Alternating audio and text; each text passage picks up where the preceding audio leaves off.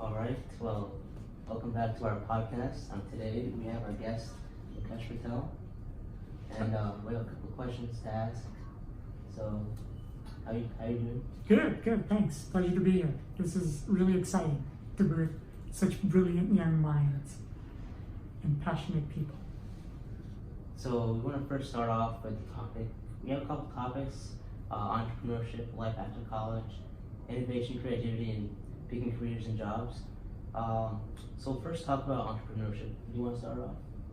Yeah, sure. So I think that a really good way to start this conversation would just be asking, how did you know that entrepreneurship was right for you? So I think entrepreneurship in many ways, because it can be defined differently by different people. And so for some, it's starting a small family business or a lifestyle business. For others, it's how do I build something that's scalable and impactful. And for others, it's taking entrepreneurship and applying it inside of a corporate setting called intrapreneurship. So it's right or wrong for different people for different reasons. It could also depend on what stage of your life you're evaluating that question. So what may initially seem or deem to be not ideal at one stage in your life could be the perfect thing at a different stage in your life. And so for me personally, part of it was being obsessed with the notion of why people work. And so many people work for that piece of paper that now is digital or maybe electronic that you get every 2 weeks. It's the paycheck. And so I thought about that for a long time and thinking, is that the only way that you can contribute and you have to wait for that paycheck bi-monthly or once a month or weekly, versus can you create the paycheck for others and for yourself? And so knowing if it's right for you partly has to do with, do you want to fit into an existing infrastructure and contribute? Or do you want to build that infrastructure so that you can contribute perhaps in potentially even in more meaningful ways, but it also has more risk? And so it's this dichotomy of higher risk equals higher reward versus more stability and less risk, less upside reward. And so if you're comfortable with some downsides and you want to really raise the bar on the upside, then entrepreneurship could be right for you. For me, it was, I remember asking myself one question many years ago, and I would always ask this question on Sunday night, right before going to bed. And the question is, can you make the following statement to yourself and respond in the affirmative or negative, and with what level of magnitude? So the statement or the question is, I can't wait to go to work tomorrow. And the best time to ask that is on a Sunday night, right before going to bed, because you're over the weekend, you've had your pleasure, and now you're back into the routine Monday morning. And Monday morning being one of the hardest days, right? To get acclimated and get going. And if you can't answer that question with an affirmative, enthusiastic, yes, I can't wait to go to work tomorrow morning. If you're not at a level 9 or 10 out of 10, then perhaps it's the right time to rethink, what is your purpose, what's your meaning, what's your contribution, what are you doing this for? Is it just the paycheck, or is it something more? And so that's when I knew I could no longer answer that question in the affirmative. And it was time to reflect and make some changes.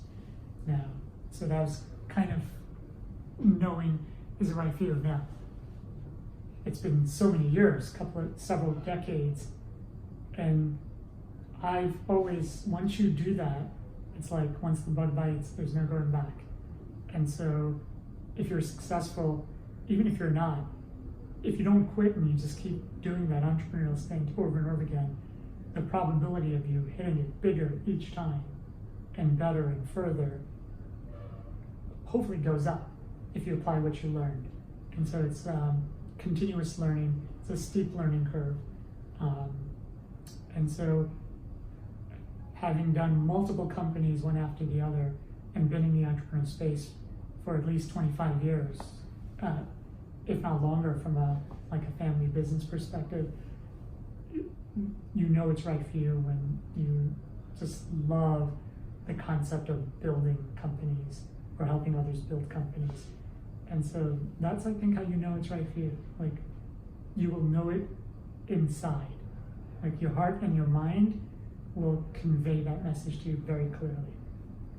And if it isn't right for you, doesn't mean it won't be throughout your entire life. It just may not be the right timing perhaps.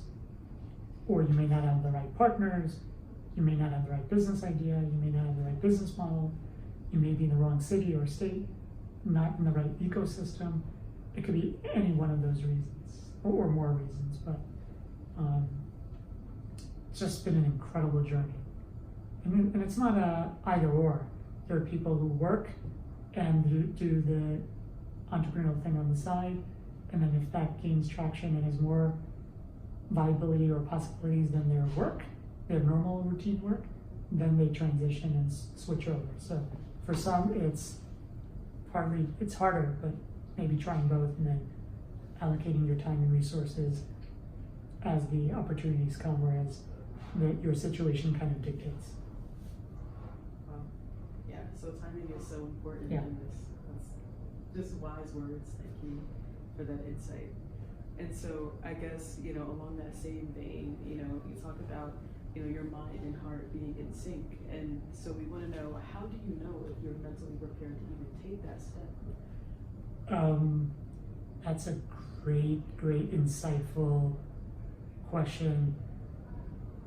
I don't know if you ever really know, because for myself and for the hundreds and hundreds of other entrepreneurs, including very successful ones and those that failed or tried again or quit, they all resonated with something very interesting, that no matter how successful they are, they often still always have doubts. And so I don't think it's how do you get rid of your doubts. I think it's how do you get in touch with your doubts and leverage your doubts to motivate you or propel you further. If you can just make that if you can flip that switch of how do you interpret the doubts? Because mentally, it's challenging. Oftentimes, if you're doing it on your own as a solopreneur, it can be extremely lonely as well.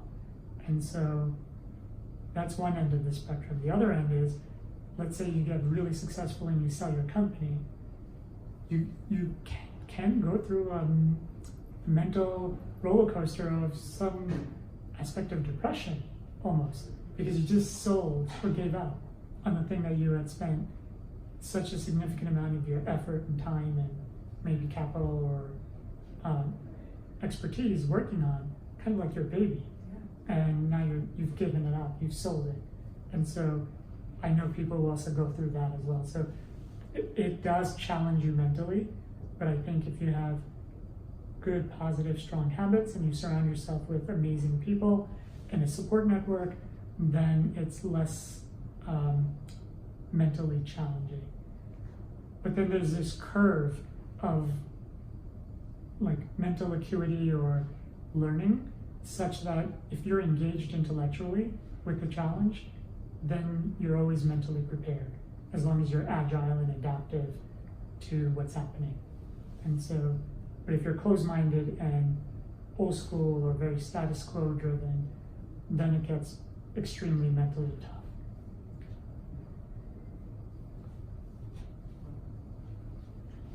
So I have a couple questions straying away from the entrepreneurship side, or it could be entrepreneurship related, but so it's life after college, right? Mm-hmm. So after your many years of experience, what is the best advice you would give a fresh college grad?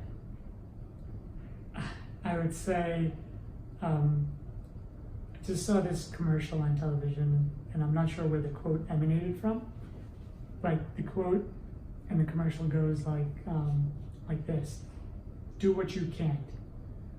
And so it's kind of inspiring and humbling to kind of think through that and say, what is it that you would do if you weren't required to do anything specific for work?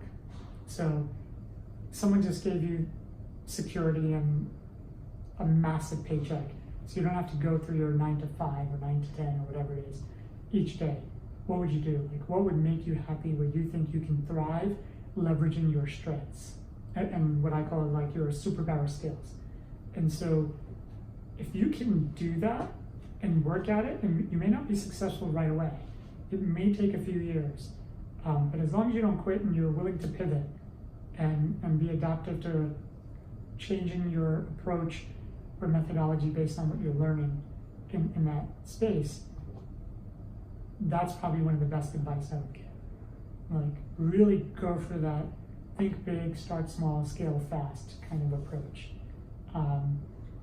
Now, if you can't do it because you need certain security in your life at that point, either to support your family or yourself, and you don't have that runway, then certainly find the best job or career in a company where you have amazing people that are your boss or bosses and your mentors. So even at the point of like, I would take less pay, but work for the most amazing people, as opposed to more pay working for people that just don't care about your development and your success, long term or medium term. Right. So it's like, basically it's like, if you want to follow your dreams, if you have security and foundation, but let's say you don't have that, go find the best job you possibly can and go work hard. Right, but it's not even find the best job, it's find the best boss, as opposed to the best job. Right. Because like, the best job would be a factor of the best boss, right? Because people leave companies not because they hate the company sometimes, because what's the company? Really, when you think about it, the company has its own brand reputation, but it doesn't exist without its people, right? And so the company is nothing more than the extension of the culture and the people who work there and our bosses or management. So find the best boss to work for and leverage that mentorship relationship and also contribute.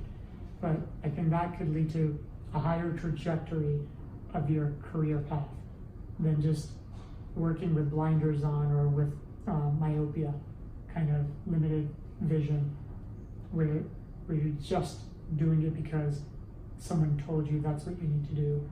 Or it could be parents, it could be peers, it could be faculty, it could be anyone, friends, and you feel like that's it. Like, have you really explored all the opportunities out there? Or did you just go to a career fair, submit your resume to 20 companies, and now you're just choosing from those options? Right. So then, following up with that, what did you do post-college? So I had somewhat of an interesting series of pathways. So in college, I studied econometrics, essentially statistics and economics. But then I did 2 secondaries, which are sometimes called minors. Some I didn't finish the full credits, but I took enough courses for my personal satisfaction, and I deemed them to be my secondary fields. So I had 1 secondary in computer science and 1 in cinematic arts and technology through the Mason School. So essentially like cinematography, filmmaking, producing, directing, etc. With some music and theater arts and all that kind of embedded in that package.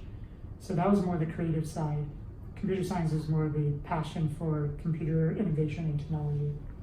Statistics and economics was more the practical, you can get a job, right? And so while I was finishing my undergraduate degree, I started working for companies like AT&T, LexisNexis, Westlaw. I worked for a global insurance company in the World Trade Center, in the original World Trade Center. And I got some great exposure, met some fantastic people, and from there figured out it's time to go to grad school. So I went directly to grad school from college, and I just worked in those months leading up to that. And then I went for my doctorate in law in New York City, mostly influenced by a professor here at Rutgers, Professor Jeremy Rose. I believe he used to teach at Harvard and then he came to Rutgers. He taught business law. It was one of the most challenging, interesting courses. And I was studying for my GMATs and he asked me one day, have you considered the LSATs? And I said no. And he said, you ought to. You did really well in the course. And you should think about it. It may give you even more opportunities than just an MBA. And so within a week, I replaced my GMAT books with my LSAT books, and then the rest is history, and that was the pathway. So it's amazing like how one conversation can completely change your life if you're willing to let it. So did that, but through that process, I was always learning new things that I didn't know before. So,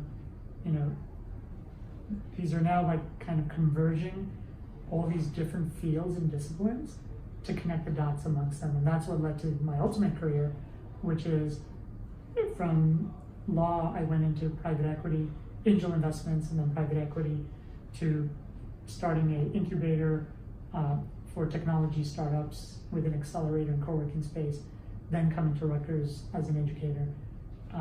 So that full cycle has given me these lenses that very few people have.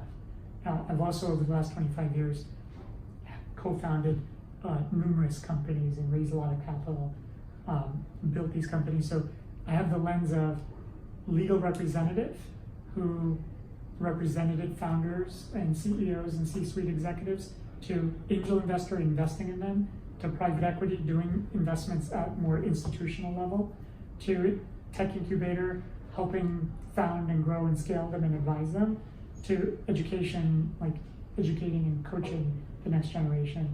And then as a serial entrepreneur, having lived it myself multiple times over the last 25 years. So all those lenses together create this unique kind of differential story that's hard to replicate, or difficult to compete in the space for others. So that's been my superpower scalar advantage, is to have these multiple lenses that very few people would have.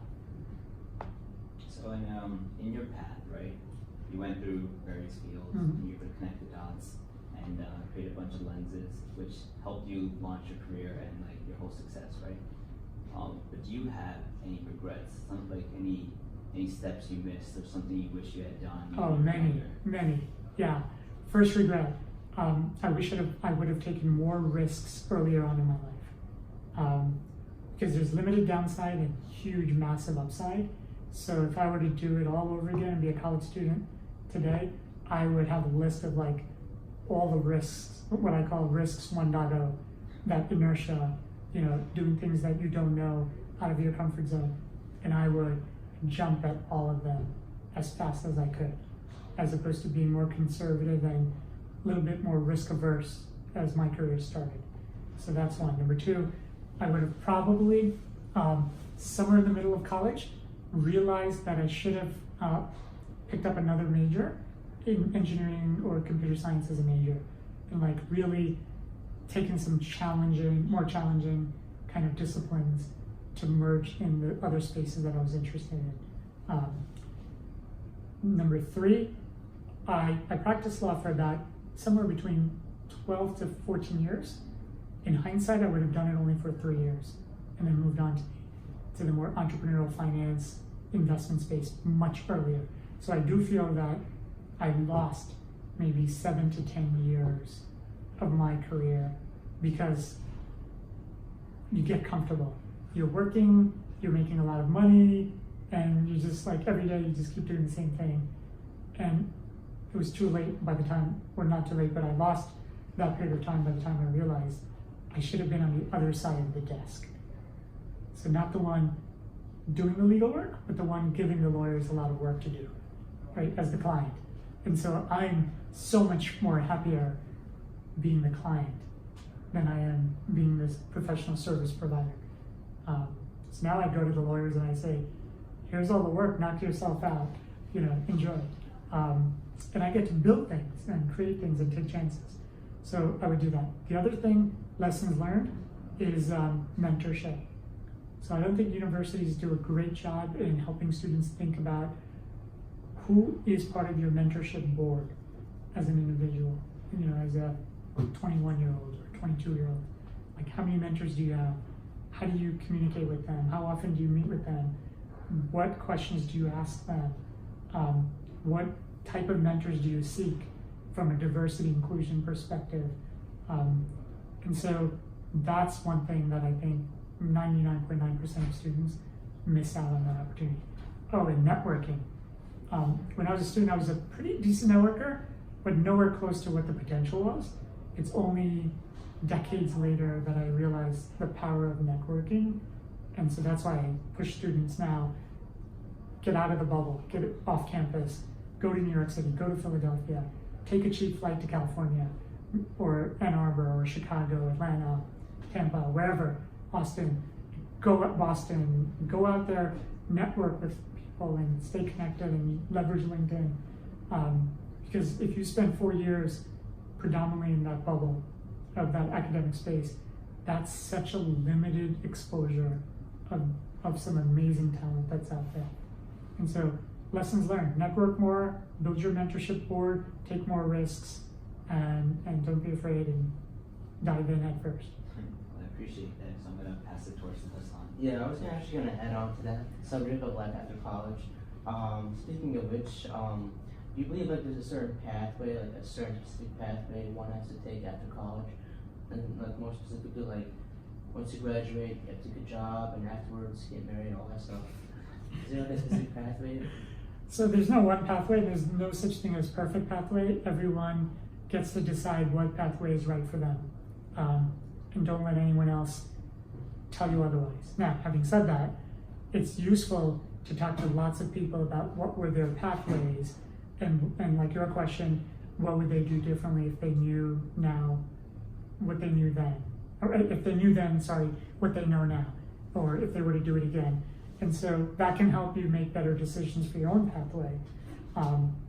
But I do think that there's some constructs that help you figure out a better pathway. And so not that it's perfect or right or wrong, but just like, how do you improve the decision making that determines your pathway? And so some of it is like having the mentors, or even within the mentors, finding someone who can become your sponsor. Sponsor is like a super mentor, like who really puts their own reputation and risk on the line for you. So it's that, and it's also like not waiting too long to try some of the things you want to try. Because, and if you need to balance it with security and trying some things, maybe you do both. It's harder, but like there are people who have been able to do it, and maybe it's worth a try. But don't wait like 10 or 20 years to try something, because situations and timing and economies, lots of things can change. What's helpful? So this past year, my wife and I celebrated our 25th wedding anniversary, and we've been married for about 31 years. Married for 25, been together for 31 years. And we met in the first week of college at Rutgers. And it was our third day orientation. I still remember. I remember what music was playing on the radio. And we had no internet, so there's no streaming music or Spotify or anything like that. But like, I remember thinking back then, like, who would I want to genuinely spend the rest of my life with? And asking those kinds of questions. And those are not easy questions to answer when you're in your 20s, or especially early 20s. But I encourage you to start thinking like, if marriage is something you're thinking about, one of the best times in your lives to actually meet someone is during college. And then the second best time would be grad school. If you're not going to grad school, the second best time would be right after college, during your initial work life. Like if you approach relationships and people, and you start thinking about that. So I got married fairly young. I was, 2 years out of graduation from college that I got married. I was in my second year of law school, and 2 years after that, had my first child, and so became a dad, and so I like moving fast. and experiencing all that life has to offer. But now it's great because I have a lot of friends my age or even older than me that still have kids in middle school and early high school. We're done. We're free birds. Son graduated college last year, daughter's in college now, and we have so much free time to like now explore and live life when we can, as opposed to when we're much older, when things get harder. And so I would say if you're thinking about getting married, like start building those relationships, or at least thinking about that. Career, yes, you're all gonna have your job, but don't think of it as a job. Think of it as like opportunities in career building as opposed to just a job. Like don't fall into the trap that you're just working for endlessly and you're not happy, you know. There's no perfect path. In fact, you can recreate and pivot your path anytime you want. It's in your control. All right, thank you. I'll go on to the next subject. Aya, do you want to talk about innovation? Yeah. Okay, so the next topic is on innovation, creativity. So we were wondering, how did you get like the idea or concept of like any of your businesses? And we just want to hear like what was your first company and like the product? Sure. Yeah. So there were a number of companies. Some of them overlapped, but essentially, many of the ideas for the early companies came from other people. And so in conversations over drinks or meals, people would say, I have this idea, and you listen to it, and then you help build upon it. And you say, well, what if we did it this way, or added to it, or had this different angle or perspective? And then you find yourself on common grounds with others who are passionate about that idea. And then you start forming partnerships and you launch. And so it wasn't that I had this great idea and that was the only option. It was also listening to other people's ideas and then collaborating and together formulating better ideas and iterating through them. Some of the ideas were ideas that my parents had thought about and they wanted to test them, and so we started family businesses. And while I was going through college and even high school, college, and grad school, I was actively involved in those businesses, like with whatever time I had outside of academia. Sometimes weekends, sometimes summers, or just asking lots of questions, learning about things from resources other than a textbook, and being practically driven by that. So we then ended up scaling some of those businesses. And then once I started investing in other people, I had this new framework of how to evaluate ideas and how to evaluate people. And so you get better and better at it. Now I have this matrix. So once I started teaching creativity and innovation, it's like the downside of it is you can't stop thinking of ideas. And so every day I'd come up with anywhere from 10 to 50 new ideas, and I couldn't stop. And it at some point can drive you crazy, and you'll drive everyone around you crazy, because, and my wife will tell you, my kids will tell you, like, no matter where we are, I'll look at where we are and come up with 5 ideas for a new business, or the experience that we got from like a restaurant or even a hotel or entertainment, whatever it is, or a product or a service. And I'll be like, look, if you improve this, that's a better idea than what they're doing. Or here's a way to scale this business or improve it. Or here's what they're doing wrong. And someone else can come and basically eat them for lunch. And so you can't stop. And that can get pretty overwhelming because your brain's just processing at that high level of creativity where it absorbs a lot of energy out of you. And it's so fulfilling on one end, and it's extremely exhausting on the other end. But now I have a matrix. My matrix basically looks like this. So for my last company that I was starting, I came up with about 25 ideas. And then I ranked them across the metrics of, number 1, is it an interesting problem that I would love spending a lot of my time working on? So like just personally interesting. Number 2, is it scalable? So is that idea something that could scale, or does it just remain a small business? Number 3, how complex is it? Or is it a little bit more on the simple side? So finding something that's not too complex is important, because you can scale better and faster. Number 4, how much financial resources will it take in the initial phase? So to the extent that it doesn't require a lot of capital, financial capital, that's better, as opposed to being something that requires significant amount of capital up front. I don't mean later on during growth, because of course you can use lots of capital for growth and scale, but at least initially to launch. And then is this the right time? Is it premature or too late to the game? So what's the competitive landscape? Is it saturated? Is it fragmented? Or does it seem like it's the right time? And then the next question would be, do you have the right team to succeed in that space? Do you have a diversified team of thinkers and people who can execute? And then also, what are your superpower skills or strengths? And are you leveraging them in that business idea? Or which business ideas can you leverage that the most? Right? And so that's kind of the matrix that I use. And then I share that with 10, 20, 30 of the smartest friends I have, or people I know, or even people I don't know. I'll meet them, reach out to them, and network and say, would you mind spending 30 minutes looking at this matrix and giving me your scores on these things? So I'll collect all the scores, and then I'll evaluate what other people think, people that I respect.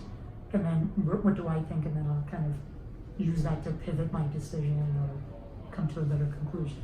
So that's how I go through the ideation process. It's not the only way, but it's one framework.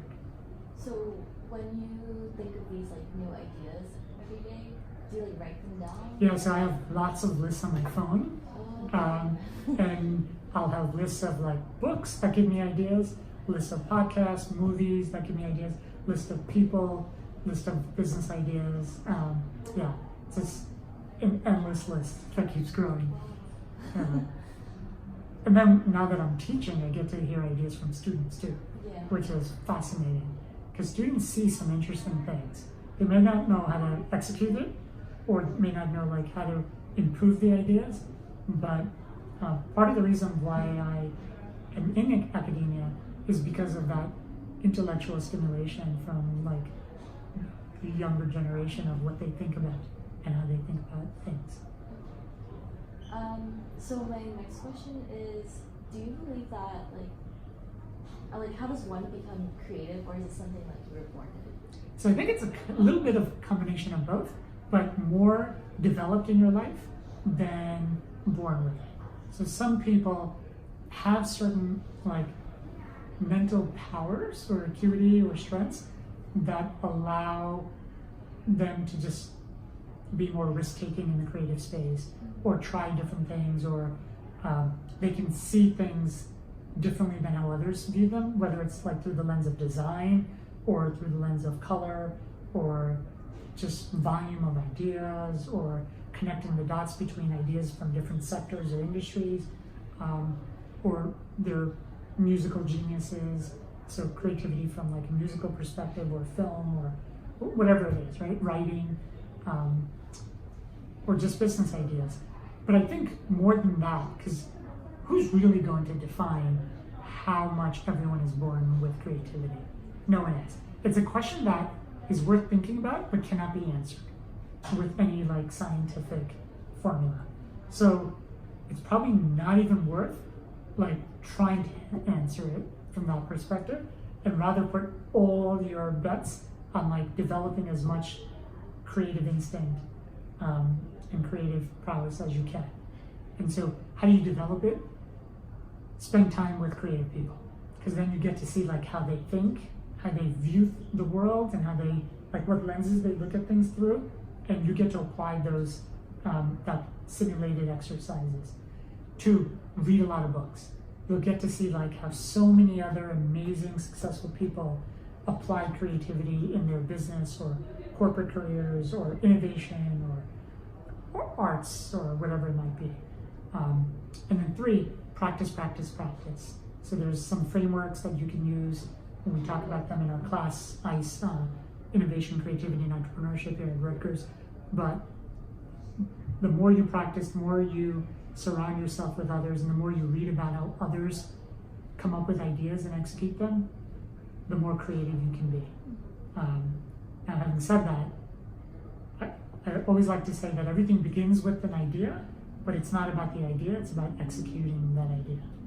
And so sometimes you can win by just being better at executing even ideas that don't seem to be so creative up front. But if you pivot and persevere hard enough, you can turn them into like brilliant ideas. They may be ugly, scary, and messy, as that GE commercial shows, or GE Imagination commercial in the beginning. But if you don't quit, you can do some amazing things. Thank you. I think we're gonna go to the next topic. Yeah, so we'll go to the next topic. Lucia, you want to talk about picking careers and jobs?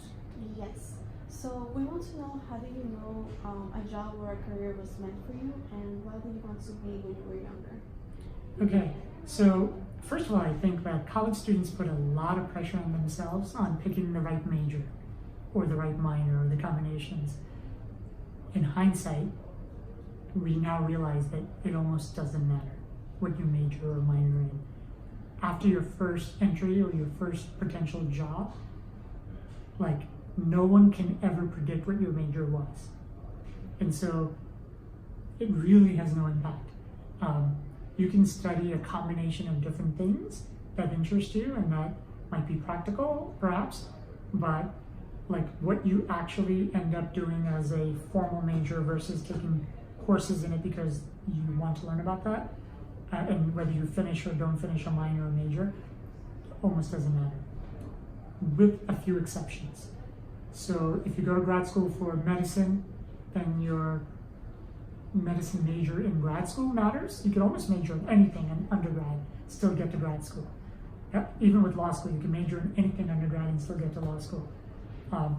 But apart from those few things, and maybe engineering to some degree, like a specialized field, or nursing or pharmacy, or some of those healthcare spaces, your major almost doesn't matter. So then the next question is, okay, after academia, and you're in the real world, how do you know if the job or career is meant for you? I learned from a talk given by the CEO of LinkedIn in California when I was at a conference, and he talked about 3 circles, and he converged them to create a Venn diagram to see the intersection. And the first circle is called passion and interest. The second circle is talent and skills. And the third circle is opportunities from the outside perspective. And if you can converge those 3 things, I think you should have comfort in knowing that intersection of those 3 things is meant for you, because now you're leveraging all 3. So let me give you an example. If you're at the intersection of passion and talent, but not opportunity, you're happy but poor, because no one's rewarding you financially for those 2 things. If you're at the intersection of passion and opportunity, but not talent, then you are living a dream. It's like you haven't figured out your strengths and weaknesses, and you're not leveraging them. So you want to do this or that, but you're not getting there. You won't get there. You won't go far enough because you're lacking certain skills and talent that you haven't identified or you're not working on. Could be not having the right mentors, etc. If you're at the intersection of talent and opportunity but not passion, then you are rich but bored, essentially unhappy. So you're getting compensated for your skills and strengths, but you're looking at the clock and saying, when do I get out of here? And you failed the Sunday night test that we talked about. I want to add on to that subject actually, relating to the topic of passion, whether or not you're passionate about your job. Do you believe that's something to take into consideration within career? So yes and no. That's a good question, and I believe in these dichotomies that sometimes the answer is not black or white. It's black and white, in other words, gray space. So you can have a super successful and happy career if you focus on your strengths, and even if you don't have the passion initially, you discover your passion or figure out a way to turn that strength into a passion over time. So it's not that you have to start with what are my passions and interests and that's all I should think about. So there is this notion of learning how to come to love something, even though initially it's not your love, but you're good at it. So if you're good at it and you can leverage it, over time you can figure out nuances and pathways that allow you to like find love in that space. Yeah, because I know a friend who's passionate about technology. He has a sales job, but like, as time goes by, he grew to love it more and more. So it's Yes, kind of passion. exactly. So you kind of, passion doesn't have to be a black or white distinct thing on day one, but hopefully somewhere during your career, you get to say you love what you do. That to me, I think is passion, or at least one form of passion. You know, whether you started with that and aimed for it, or you discovered it and created it during the journey. Because remember, it's not about the destination, it's about the journey. Yeah. So we'll also talk about some small habits people face during their lives. And get your opinion to see how you fix those, such as like procrastination and laziness, for example. I love that. And Yeah, so procrastination and laziness, here's how I think about it today. Like, who hasn't procrastinated in their lives? Who hasn't been lazy in their lives? But most people do more of it than they should. And so they're missing out. And so the way I think about it is there's really only two good reasons to procrastinate.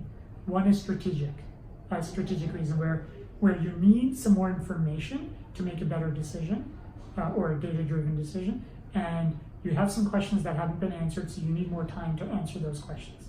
But you got to put like a time-bound stamp around it, saying by this date, if I can't figure out these questions, I'm going to make the best decision I can with the gray space that I'm facing and the ambiguity or uncertainties, and move forward despite that, as opposed to being paralyzed with analysis, paralysis by analysis, etc. The second reason is if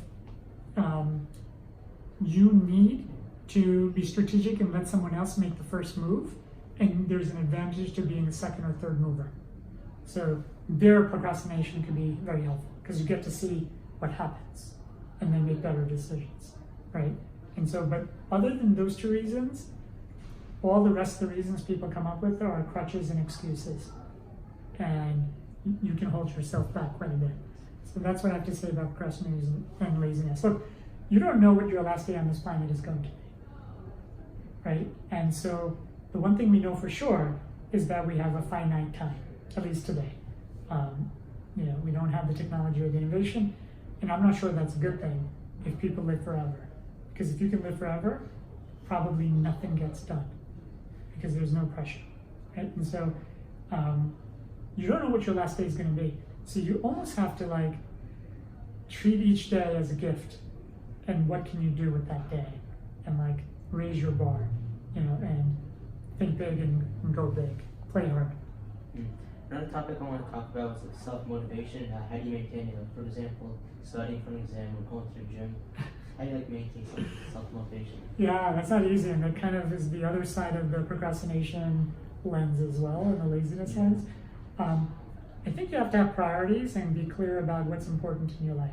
So if health, if academic success, if wealth, if relationships, if those are the important things, then you've got to like prioritize what you do to move that needle.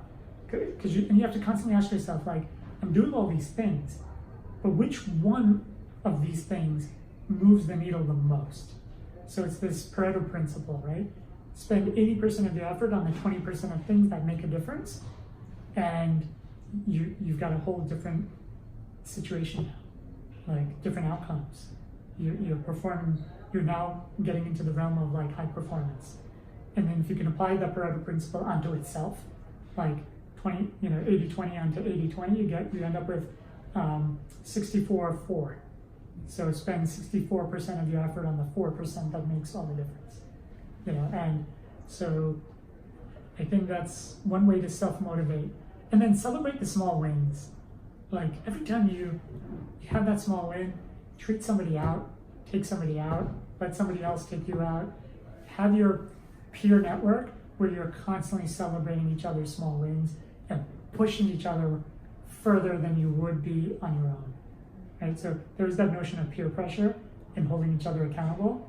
So like build your small accountability network and say, okay, we're gonna meet once a week for 30 minutes or 60 minutes and, excuse my language, but kick each other's ass so that we can all go further or faster or better, and help one another.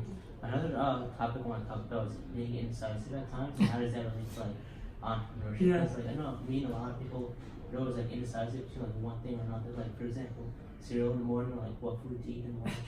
So here's the thing, like some of the most successful people, whether it's entrepreneurial or intrapreneurial or corporate executives or thought leaders or whoever it is, CEOs even, is they get really good at making lots of decisions fast. So they don't slow down, they speed up. And so I think if you have that notion and you say, okay, I'm gonna give myself 5 seconds to make this decision with all the information I have.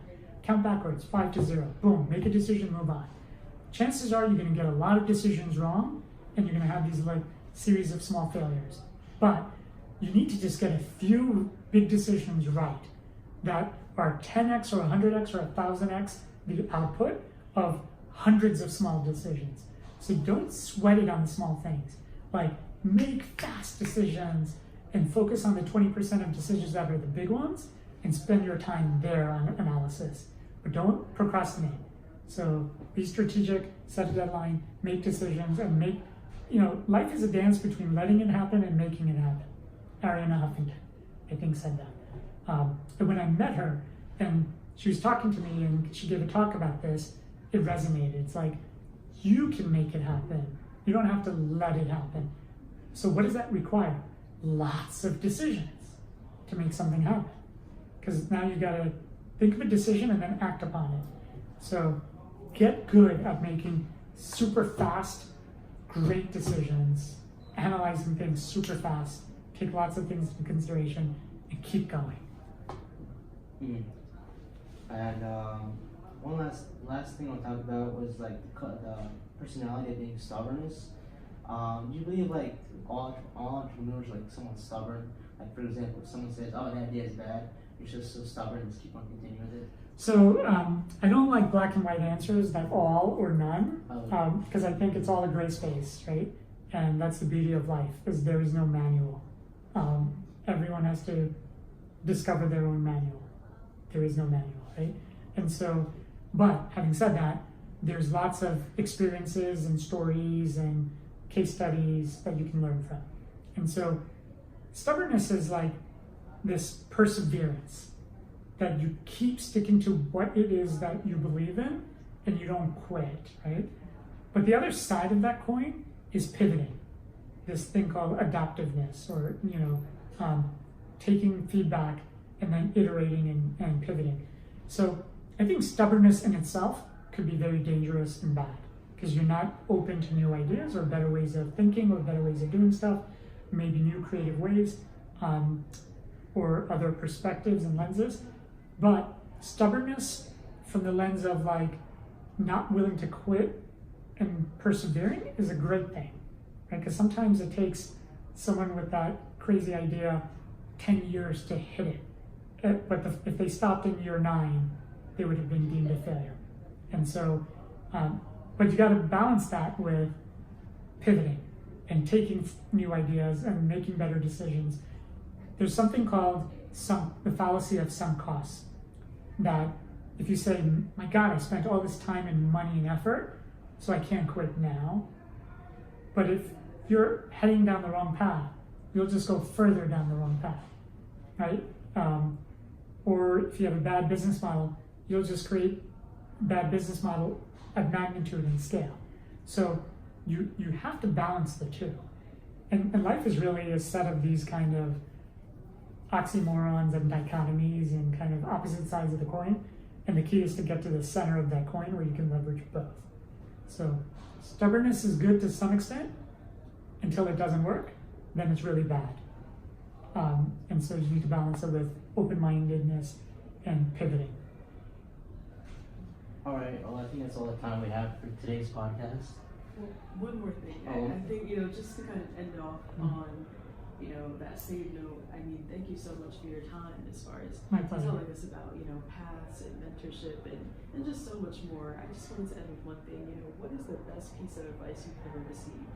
Something that will really just inspire our listeners today. Couple of things come to mind there. One is the one I just said, life is a dance between letting it happen and making it happen. Another one is there are 3 important days in your life. The day you were born, you know, because you're 1 in a trillion probability of being born and surviving. And then, or maybe it's not a trillion, it's smaller, but it's still a huge factor. The day you realize why you were born, your calling, and then the day you die, because that's when you may not see it, but your real impact and legacy in life will be felt by others. And so if you put that in perspective, you can do more with your life. And the other one is it's the journey, it's not the destination. The journey is the destination. So enjoy it, never quit, and do good in this life. Like, help as many people rise as you can, because there's karma effect. It comes back in magnitude and multiples. So those are some of the principles. And then life is short. Like, do what you can. Is like maybe my newest quote that I like. From the Samsung commercial. Yeah. I've seen it in a few places now, so I'm not sure where it originated, but it's pretty cool. Well, thank you so much. Yeah, that's all the time we have for today's podcast. Thank you. One day I want this to be flipped, where I get to hear all of your answers to all these brilliant questions that you came up with. Maybe someday will. Yeah, that's part 2 for the Yeah. podcast. Yeah, stay tuned. A year or 2 later. That's right. Yeah. Anytime. My pleasure. Thank you so much. No problem. Thank you so much. Thank you.